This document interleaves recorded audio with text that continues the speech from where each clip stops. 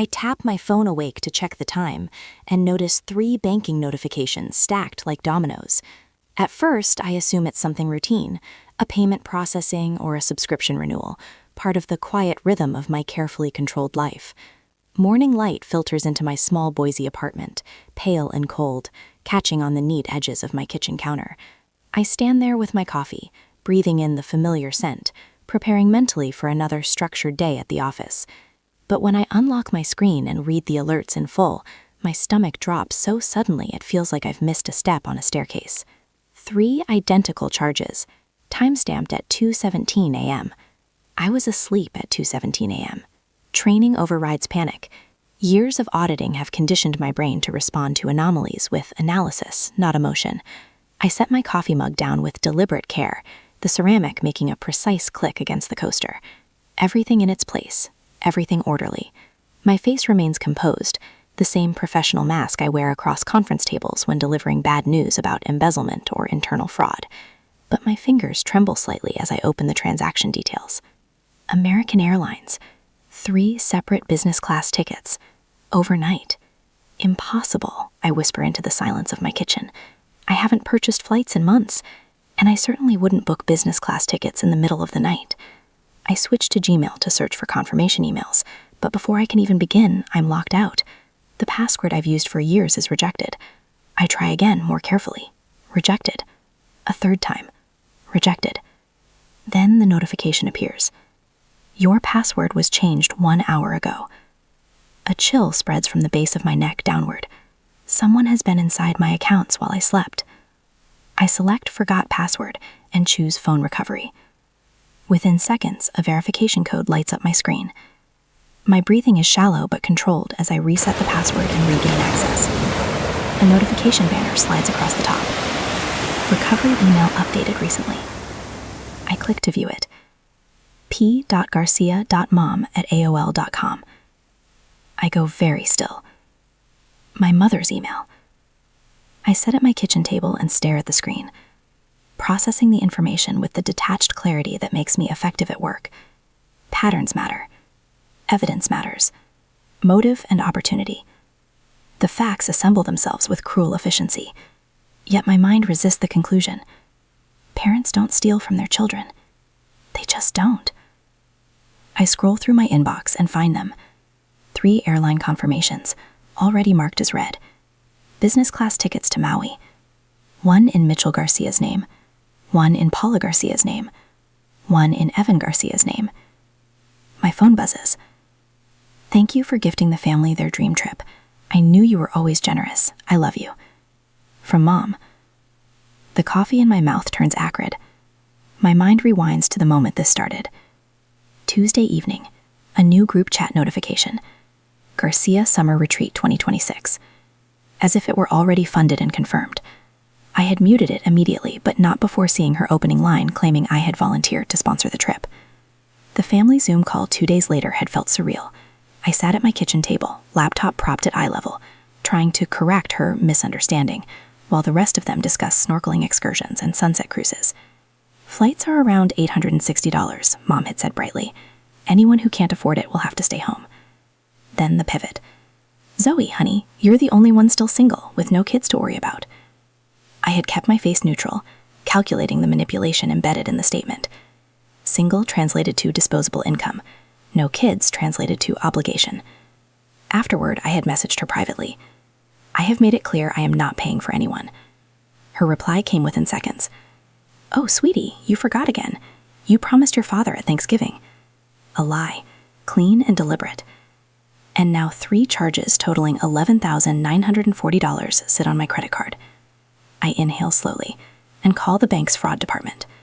My hands shake, but my voice does not. This is Zoe Garcia. I need to report 3 fraudulent transactions. I provide dates, amounts, merchant codes. When the representative asks if I know who may have made the charges, I hesitate only briefly. Yes, this is identity theft committed by a family member. There's a pause. Miss Garcia, because you've identified the perpetrator, to move forward with the dispute and secure your account, we will require you to file a police report. The words land heavily. A police report against my mother. My chest tightens, but I think of the $54,800 in student loans I paid off through relentless budgeting and overtime shifts. I think of this apartment, small but mine. I think of the business class tickets at $3,980 each, not the $860 economy fare she presented to everyone else. I understand, I say. I'll file the report today. Minutes later, the bank notifies the airline. The tickets are canceled almost immediately. My phone detonates with incoming messages. Zoe, what did you do? The airline just called us. Call your mother right now. Fix this. We told everyone about this trip. You can't embarrass us like this. I set the phone down just as my father's truck screeches into the parking lot before my window. He parks crooked across 2 spaces and slams the door hard enough that I hear it from inside. I know the script, the shouting, the pressure, the intimidation that has worked for decades. But something inside me has shifted. Maybe it's the auditor in me seeing the pattern with clarity now. The 2 underwater mortgages, the $37,000 in credit card debt I uncovered when helping with their taxes, the constant appearance of wealth masking a foundation of insolvency. Or maybe it's simply that they've gone too far. I stand, smooth my shirt, and slip my phone into my pocket, recording already active. Later that night, I sit before my laptop, the blue light harsh in the darkness as midnight approaches. Sleep is impossible. The bank warned the investigation could take 10 business days. 10 days feels intolerable. The forgotten AOL account stares back at me. I began checking recovery settings across my accounts. Gmail, Amazon, credit card portal. There it is every time, listed as backup without my knowledge. She kept it active. She waited. I comb through bank statements and begin to see it. Small test transactions. A $14.99 grocery store purchase. A $23.45 gas charge in Meridian when I never left Boise. Just small enough to avoid detection. Dad text again. You'd better fix this by tomorrow. Your mother is devastated. I place the phone face down. Mitchell brings fear. Paula brings guilt. The formula hasn't changed since childhood. I open a new document and log everything. Dates, times, IP changes, recovery emails. Evidence replaces emotion. An email from Aunt Virginia arrives, forwarding Mom's message to the family. I'm so sorry, everyone, but our family trip might be canceled. The economy tickets, $860 each, are selling out fast, and Zoe's having some kind of breakdown about helping the family. Please pray for her. I let out a humorless laugh. Business class at $3,980 versus $860 economy, a $9,360 discrepancy conveniently omitted. I screenshot everything. Then I see the thread below. Paula, we need to book soon before she changes her mind. Once the charges go through, she won't make a scene. Mitchell, her credit limit is high enough. We need 3 tickets. Paula, she's been working overtime for 2 years. Trust me, she has the credit. She'll cave once it's done. She always does. Family obligation is her weakness. I push back from the desk, nausea rising. They studied my finances, calculated my vulnerabilities, discussed me like a funding source. The next morning, documents cover my kitchen table. Their debts emerge piece by piece. Minimum payments, collection notices, new furniture purchases, appearances maintained at any cost. And not just me.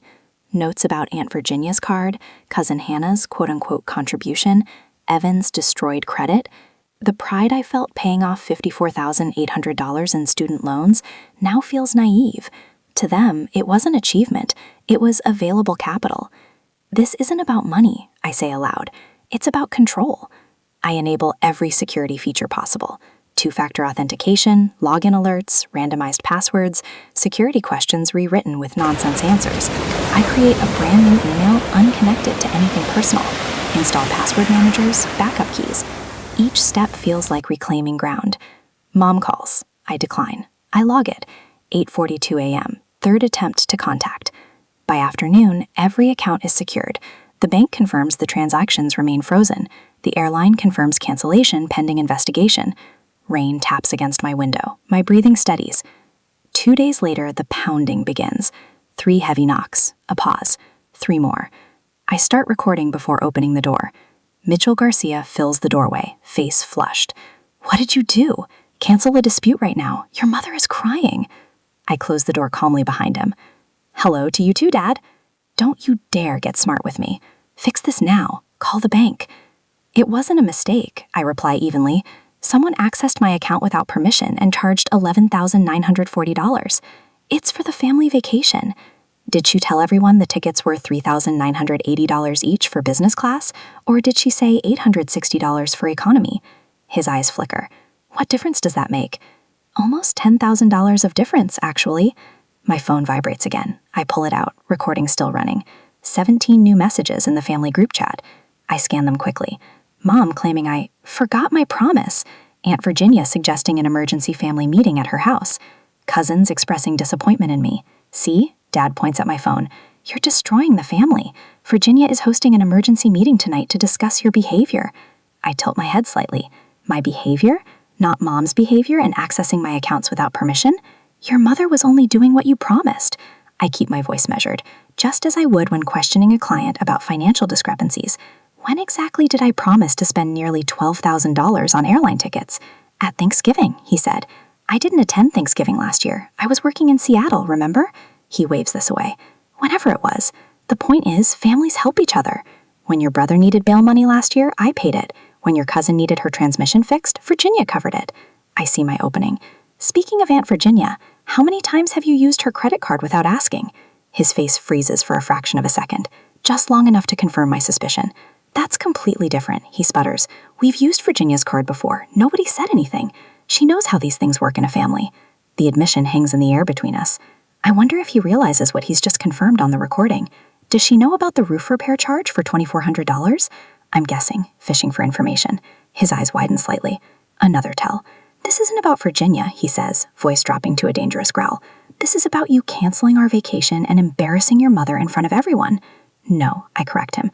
This is about the $11,940 you and Mom stole from my credit card. We didn't steal anything, he slams his hand down on my kitchen counter. It's family money. Family money would mean I had agreed to spend it, I say. I didn't, and you lied to everyone else about the cost. Economy tickets are $860, not $3,980. Why did you need business class if this was just about family togetherness?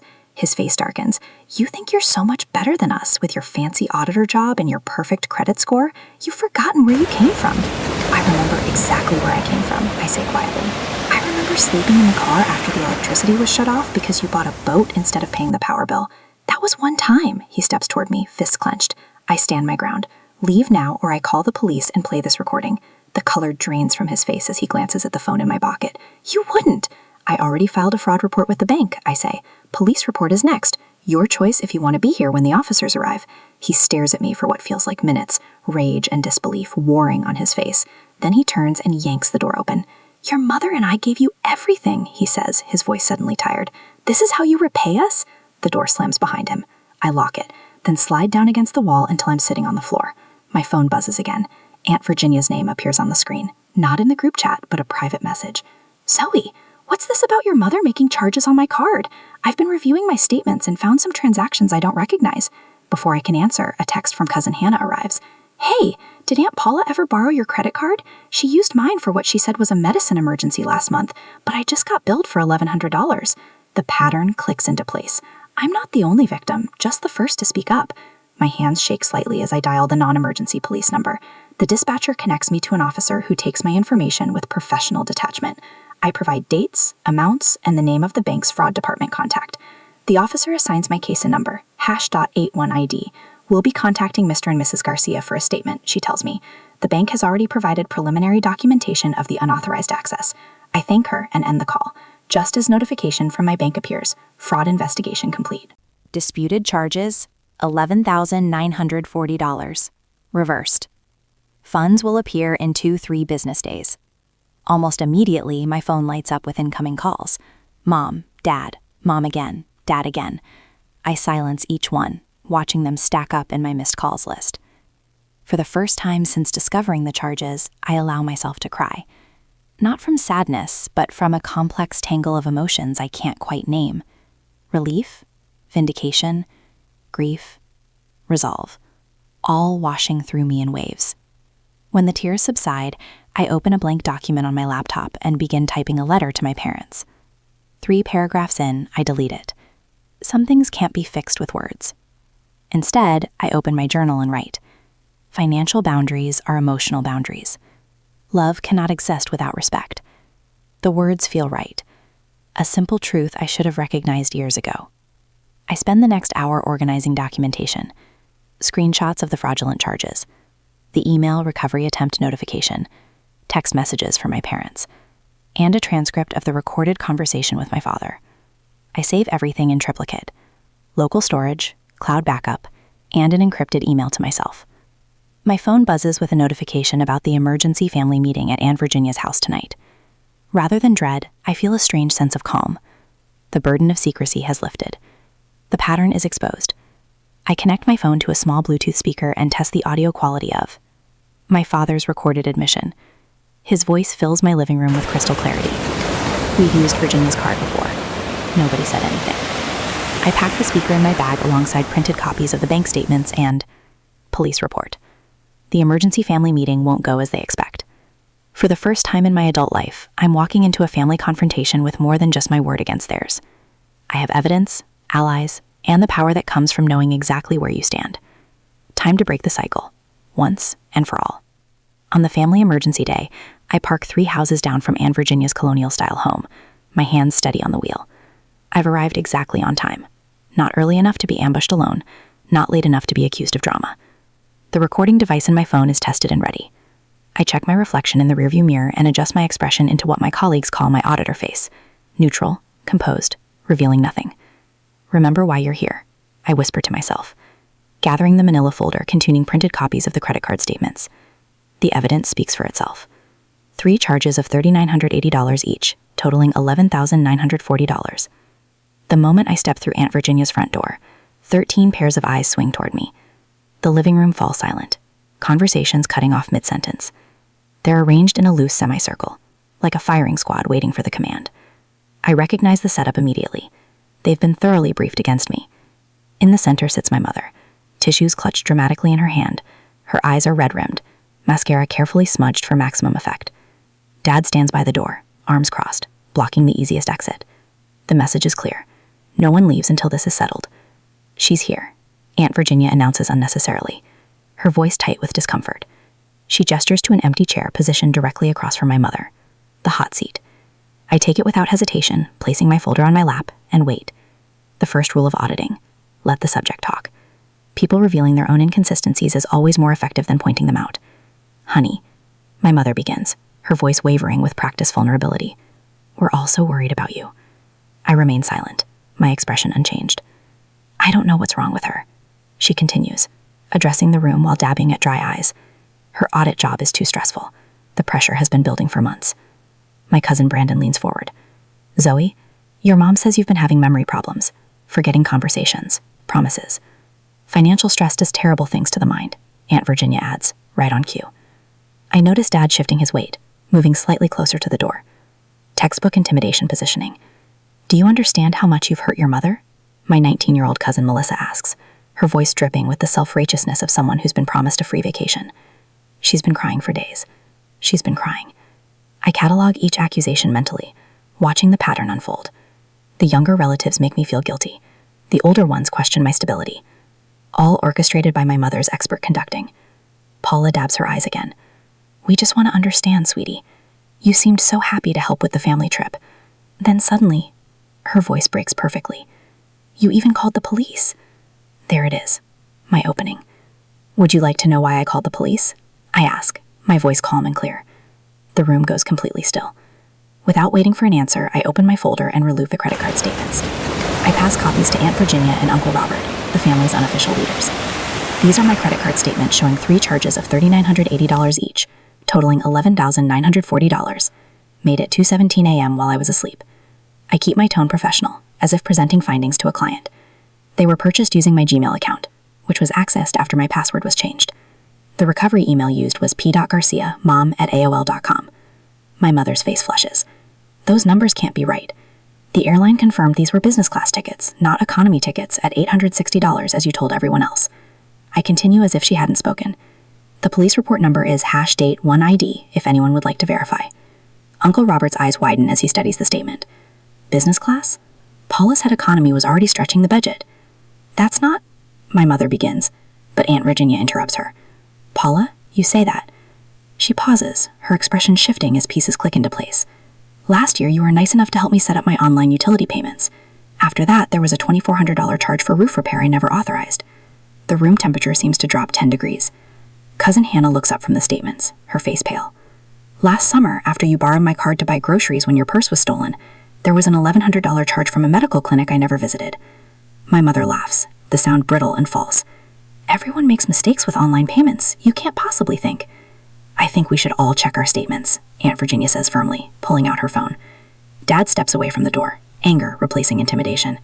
This is family business. You're all overreacting to a simple misunderstanding.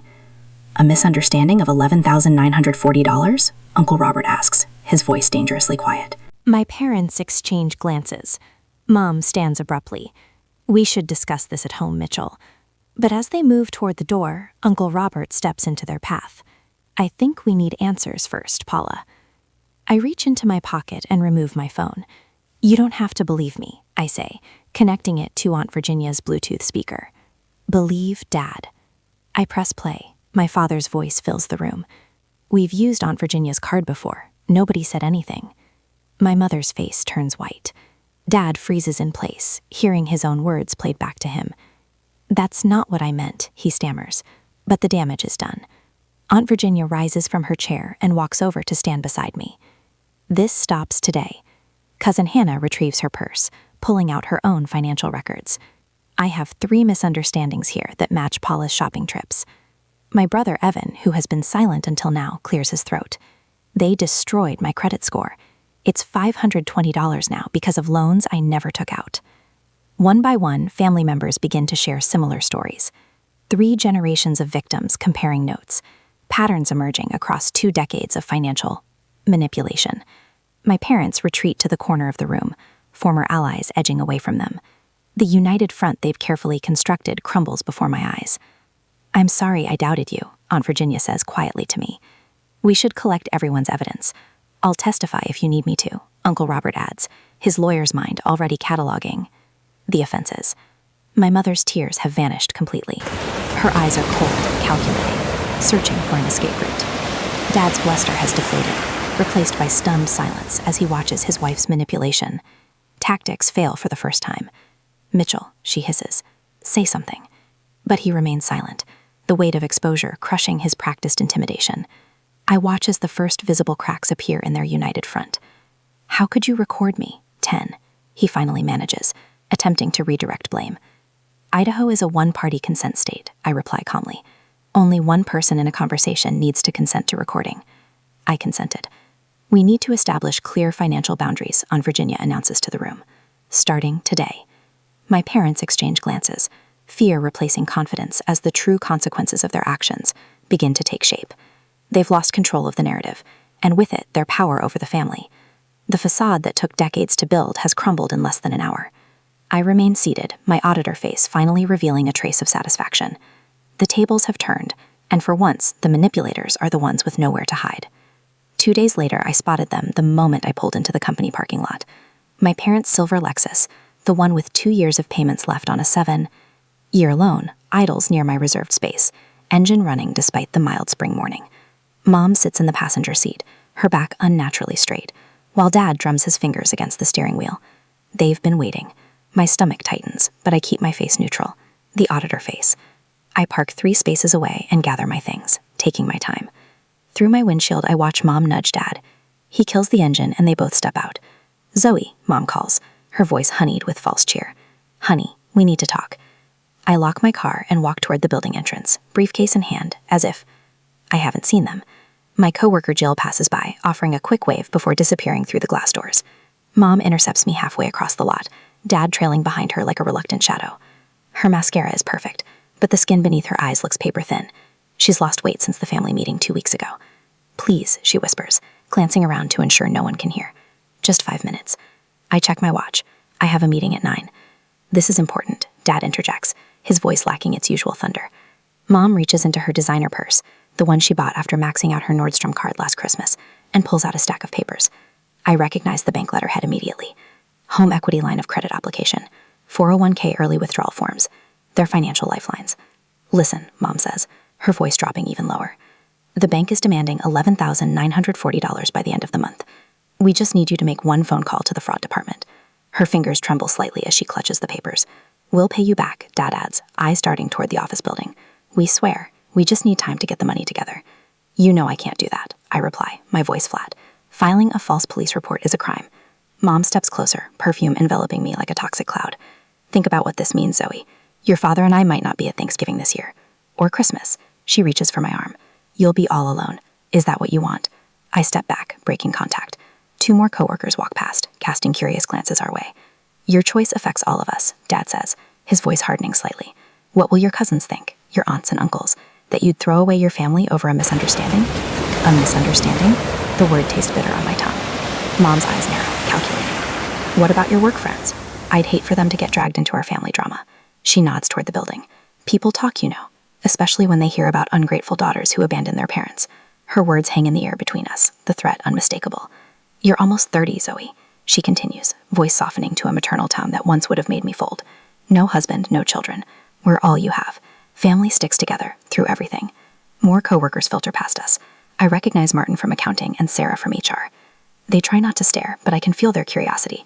My professional reputation, the careful boundaries I've maintained between work and personal life, suddenly feels fragile. For a split second, doubt creeps in. The consequences of standing firm stretch before me. Holiday tables with empty chairs, whispered office gossip, the crushing weight of being the one who severed ties. My hand tightens around my briefcase handle. Then I remember the recording, the bank statements, the pattern that stretches back years, the $11,940 they stole while I slept. I look directly into my mother's eyes, then my father's. "You don't owe me," I say, each word precise and clear. "You owe the bank. Get out of my way." Mom's face transforms. The mask of maternal concern drops completely, revealing something ugly and raw beneath. Her lips pull back in a snarl. "You think you've won," she hisses, voice rising sharply. "You will regret this. You will never have a family again. You will die alone, you ungrateful child." Her words echo across the parking lot. Several of my coworkers freeze, staring openly now. Dad grabs her arm, trying to pull her back, but she yanks free. "After everything we've done for you." Her voice cracks with rage. "This is how you repay us?" I don't respond. Instead, I walk past them, my steps measured and calm. Behind me, I hear Dad's urgent whisper, "Paula, stop. People are watching." The office doors slide open. I step inside without looking back, leaving my parents frozen in the parking lot, the morning sun illuminating the ruins of their carefully constructed facade. 3 days later, a certified letter arrives at their address, my lawyer's name embossed across the top, the words "cease and desist" emboldened beneath. Attached is a copy of police report, #81ID, detailing identity theft by a family member. The final paragraph warns of criminal prosecution should any further contact be attempted. The bank begins its collections process directly with Mitchell and Paula Garcia. No longer my problem. I've submitted everything: the comprehensive documentation, the police report, the recording transcript, my credit history, showing the pattern of unauthorized access. 7 years as an auditor taught me to be thorough, to follow the paper trail wherever it leads, even when it leads to my own parents. News travels quickly through the family. Aunt Virginia calls to tell me my parents have canceled their country club membership. Cousin Hannah mentions seeing Mom at the grocery store. No designer purse in sight. Uncle Robert reports that Dad's furniture store has cut its hours. Their financial house of cards is collapsing, one card at a time. The bank files a lawsuit for the unpaid debt. The fraud case triggers cross-default clauses in their other loans. Their credit score plummets. Mortgage lenders begin reviewing their loans, questioning the income verification on the original applications. I don't feel vindication, just a quiet certainty that consequences, long deferred, have finally arrived. 4 weeks after the parking lot confrontation, my phone rings. Aunt Virginia's name appears on the screen. I hesitate before answering. "Zoe," she says, her voice careful. "I thought you should know. Your parents have listed their house for sale." I sit at my kitchen table, the same spot where this all began with 3 unauthorized charges, and absorb the information. "Are you okay?" she asks, after a moment of silence. Am I? The family has fractured along fault lines that were always there, just hidden beneath the surface. Some relatives have stopped speaking to me entirely. Others, like Aunt Virginia, have become unexpected allies. The future stretches before me, holidays and celebrations that will never be the same. I don't know, I answer honestly. I'm figuring it out. We talk a while longer. As I hang up, I notice my hands are steady. No trembling, not anymore. I stand at my kitchen window, morning sunlight filtering through new privacy blinds as I wait for my coffee to brew. 7 months since everything changed, and small rituals like this still feel like victories. My apartment, once just a space I maintained, has become a sanctuary. The new security system panel glows steadily by the door, a constant reminder that I control who enters my life now. Behind me, my desk holds neatly organized folders, a testament to the financial literacy workshops I've been developing. My calendar hangs beside it, next Tuesday circled in bold red. Debt-free celebration, with 3 exclamation points. The final payment on my car loan, the last debt I carried, went through yesterday. My phone chimes with a message from Evan. Credit score hit 640 today. Thank you, Z. I smile, remembering his face when I offered to help him rebuild after our parents' financial manipulation had destroyed his credit. Another text follows from cousin Hannah, asking about Sunday dinner at Aunt Virginia's. This new family we've cobbled together feels real in a way the old one never did. The coffee maker beeps. I pour a cup and sit at the same kitchen table where I discovered the fraud 7 months ago. Same table, same mug, but the woman holding it is unrecognizable from that morning. My banking app shows a healthy savings account instead of fraud alerts. A notification pops up. Credit score, excellent, 812. I remember how I once hid this number from my parents, knowing they'd see it as an asset to exploit rather than achievement to respect. I open my journal, running my fingers over yesterday's entry. Financial boundaries are emotional boundaries. I see that so clearly now. What I thought was my weakness, being unable to just help family, was actually my strength. Real love cannot exist without respect. The doorbell rings precisely at 9. Evan stands there, grinning, holding up his phone with his credit report displayed. I didn't believe it would work, he says, following me inside.